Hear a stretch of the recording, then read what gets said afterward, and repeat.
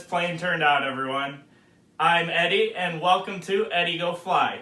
So tonight I'm going to be talking to you about my Rare Bear, and it is just about done. It's almost complete, has a few more touch-ups, but it is ready to fly. The only thing that it really needs is breaking in the engine, and these Servo radials, they take up to 3 hours to break in, so I got my work cut out for me. So I'm going to start out by talking about the servo installation in the wings. Now, a lot of times in wings, the servo is just plopped down where you put your bolts in and you can see the servo. Other manufacturers do it this way, where you have these covers. You have to pop the cover off, and there's 2 wood blocks, and you screw the servos to the wood blocks. It's actually on its side underneath the wing. So of course this one is the cover design, and it's pretty straightforward installation. I did run into a couple issues. The first one being that I drilled my holes for the servos. You drill a hole before you put a wood screw in. I put the wood screw in and the wood block cracked. Now that's always a nightmare for everyone when your wood cracks after you put your screw in. So I had some help from a friend, and we went ahead and glued new blocks on completely, drilled new holes, screwed them on, and everything was good. The other issue I had with the wing servo installation is that those wood blocks on this cover were farther down than they should have been for the servos I was using. Now, I'm using pretty hefty servos, the high-tech 5645s. So I was pretty surprised to see that those blocks were too low. I would think with such a hefty servo, they would have sized it so that was kind of the standard height. So I ended up having to take these shims of wood, raising up the servo before drilling my holes and screwing them in. So again, it all worked out good in the end, but it was a little bit of a hassle when it happened. So next I'm going to talk about the retractable landing gear that I installed in this plane. So I went ahead and installed the recommended landing gear, which is available at VQWarbirds.com, which is where the plane is from, so it is a direct drop-in landing gear. They do have another recommended landing gear that's way higher end, way better machined. Those are hundreds of dollars, where these are about $160, $170, I believe. So cheaper route's the way I went. But these are pretty stout for a landing gear. So again, another bad thing that happened to me when I was installing the landing gear. I remember specifically the manual said drill 2mm holes. So they did look a little small, but I was following the manual to a T. That's how I wanted to do this build. So drilled my holes, put my screws in. Lo and behold, another cracked mount. So pretty much left the gear in with the cracked mount and poured a gallon or so of CA glue down into that crack. Now, this landing gear is probably stronger than the one that didn't crack. It's got so much glue in it. So overall, it's a very smooth retract operation. For electric gears, you usually pay out the door for electric landing gear. Usually, getting planes this big, you're putting pneumatic landing gear on, and a lot of people like pneumatic. A lot of people don't like pneumatic. I personally like the electric route, and then pneumatic, and then mechanical. So if you notice on this wing, there's no door covering the wheel or strut here, and that's because it's actually a very poor fit. I have the landing gear cover here. You can't really tell from there, but it's a very loose fit. And if you look at it from the side, it's sticking up. So it doesn't have that curvature of the wing to it. It's just a straight piece of wood, which is also the issue with the gear doors. And these are supposed to go up and down on the fuselage down here on the sides, and it would cover up the rest of this wheel, open up when the landing gear comes down, close back up. Another issue with these, very loose fit, and again, the wing is curved, but the piece of wood is straight. So I think that's just poor quality right there. I don't know if they're supposed to come curved, and I got a bad set. Kind of saddening though, because that's a really cool part of the plane. It really pulls things together with the landing gear and makes it look good. With that said, I probably wouldn't even have installed them anyways, because I don't want to go through the hassle. I know a lot of people have issues with them. If that cover, turns to the side and grabs your wheel, no matter what you do with your rudder, landing or taking off, your plane's going to pull to one side or the other. And I actually saw that at our club with another plane. I saw a fellow crash his real nice plane into one of our test stands on the side of the field. So I want to avoid that with my plane. Next up, I'm going to talk about my engine installation, which of course we have this monster radial engine on the front. It's a 30cc plane with a 60cc Servo FG60 R3 radial engine, and wow, doesn't it just look amazing on the front of this plane? It's so shiny. I just can't get over how nice a Servo engine is. Anyway, so the first hiccup we had with installing the engine is that the standoffs for the engine, which is how far away from the firewall your engine is mounted, they're pretty short. So the carburetor sticks way out on the back of the engine, so we actually had to cut a real big hole in the firewall. And it turned out to be a real good fit. We did a good job taping it off, seeing exactly what shape the hole had to be, and that turned out pretty good. I think that's something that happens a lot in gasoline engines, is that there's a big carburetor on the back of the engine and you got to make do with the firewall. So another thing about mounting this engine on the plane is that the firewall was very confusing. I know a lot of times, there's a cross on the firewall and you want to mount your plane perfectly on that cross, and there's a circle for your fuel lines and sometimes throttle, and that circle is right in the middle of that cross. So you have a real easy decision right there. Get your template on there, drill your holes, you're right over the cross and the circle. Now with this plane, I ran into a few issues with that. The manual shows that you want to center it to that circle. That circle was there, great, but the cross was off of the circle. It was a little up and over. So I didn't know if I should go from the circle or the cross. Another thing about that is that the circle and the cross was pretty high up on the firewall. So 3 decisions: mount it by the cross, mount it by the hole, or center it completely in the firewall, do your crosses, whatever. Anyways, long story short, I ended up going with the hole approach. So I made a nice mount, kind of little template. I 3D printed it. It was real nice. All I had to do is stick it in the hole, and where I had to drill my holes for the engine mounts was all lined up for me. So it turned out okay. All in all, the engine is a little high. When you put the cowl on, you can see that the spinner's a little high in the hole. Now, your innocent bystander at the airfield is not even going to notice. I mean, it's maybe a 1/4 inch or a 1/2 inch up in the cowl. So there's your hole. Of course, you can't tell with me holding it. You can see it in the pictures. But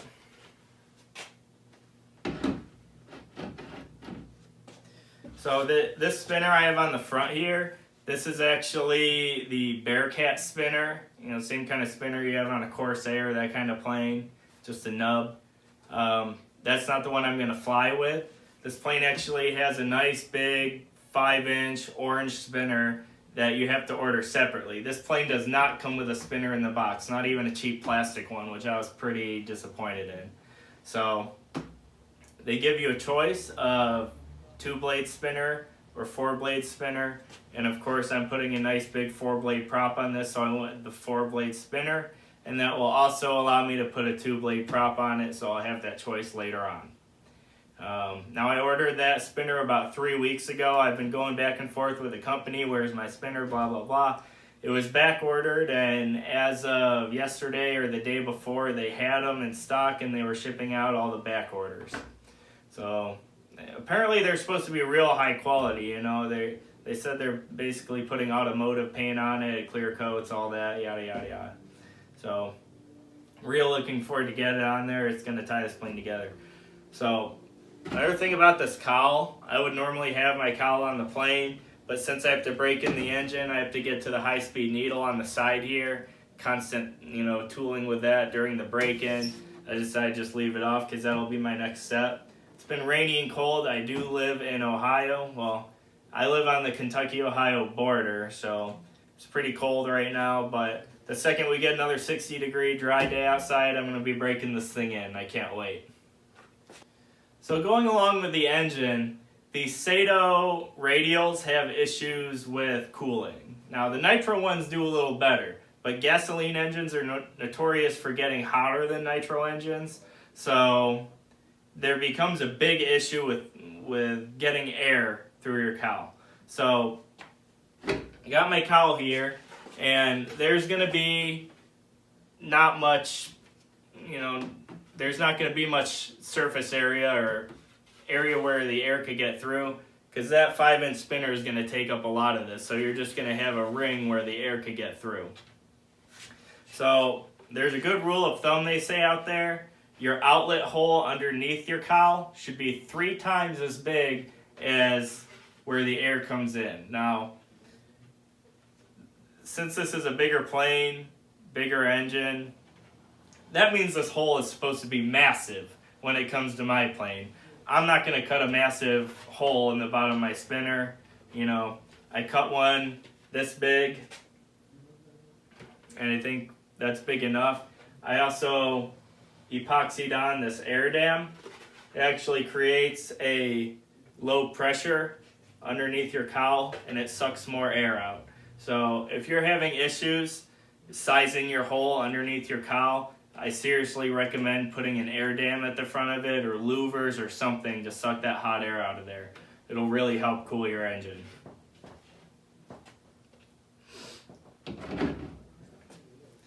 Well, at this point, I'm going to be honest and tell you that that's all I did in the building of this plane. One of my buddies was gracious enough to help me finish it up. Do all the installation of the inside of the fuse, the tail.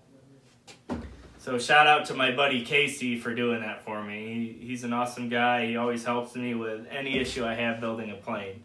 The reason I had him finish it off is because all in, this plane costs about $2,000 if you're going to build it, and I didn't want to take any shortcuts or do something wrong and put this plane 2 feet into the ground. So I really trust his work, and he really did a great job, so thanks, Casey. So looking inside the plane, real quick, I love how this plane has the canopy already attached to the hatch here. A lot of manufacturers leave you to do that separately, put screws in, glue it on. And the reason they do it separately is so you could decorate the cockpit of your plane, get a different pilot in there, something like that. I'm not big on that. I don't really care about the scale. Real quick, here's one for example. So they came disconnected. I'm going to have to glue this on or screw it on, do something fancy to get the same thing. Now this canopy and cover is actually for the Edge 540 I'm also working on back here.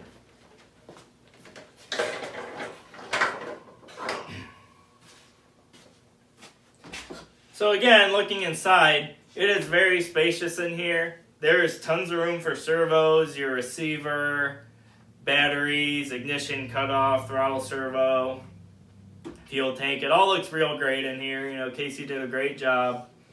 He did everything inside of here except getting the receiver mounted, plugging it all in, you know, getting it all cleaned up and nice. So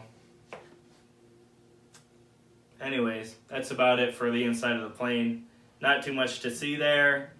So I wish I could speak more about how the build went after I gave it off to Casey. He did go over a couple issues with me. They were kind of minor. He overall said his opinion of this plane, this is not a beginner ARF. I mean, in terms of building an ARF, the manual is lacking. You have to make a lot of decisions on your own. It's really along those lines. So if you haven't really built an ARF before, I recommend getting something from Great Plains or Hangar 9, one of those other manufacturers, and try to put one of those together first, because this one will definitely give you issues if you haven't built a couple already. One last note, I am overall disappointed with the hardware this plane came with. You know, I'm kind of worried about some of the ways that the push rods connect to the servo horns. It's kind of hard to explain, but I built a few planes in the past. They've had very similar hardware, not as robust as this, but I had some stuff come loose and a plane went into the ground. One of my favorite planes. It was a Hangar 9 F-22 Raptor, and it went into the ground real hard because one of those hardware fittings came loose. So this whole plane, nose to tail, has the same hardware or very similar hardware. Now hardware is cheap. This manufacturer could have done a little more to get better hardware in there, but the plane's done. Like I said, it's just about ready to fly, and boy, does it look great. Just take a look at that thing. Take it on my nice little mount I made here. Get a little shot of the rear. Little wheel down there. And look at that vertical stabilizer and rudder. Look how tall that is. It's bigger than my head. It's gonna go straight as an arrow.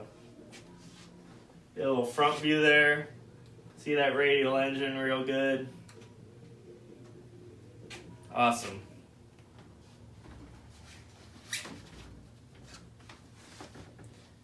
Anyways, that's just about all I got for you today. I am going to film a lot of the break-in. It might be a little boring, but I am going to talk about how it's going. Hopefully you'll be able to learn a little bit about that if you're going to break in an engine.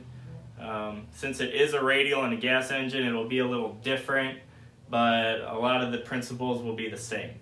So I look forward to doing that, and of course, flight videos are in the future. I'm going to fly the wings off of this plane, and I cannot wait. So thank you for watching tonight. Go ahead and subscribe below so you don't miss a moment. Like I said, I got a lot of cool videos coming up, and hopefully they'll be enjoyable. So thanks for watching. Join me next time on EddieGoFly.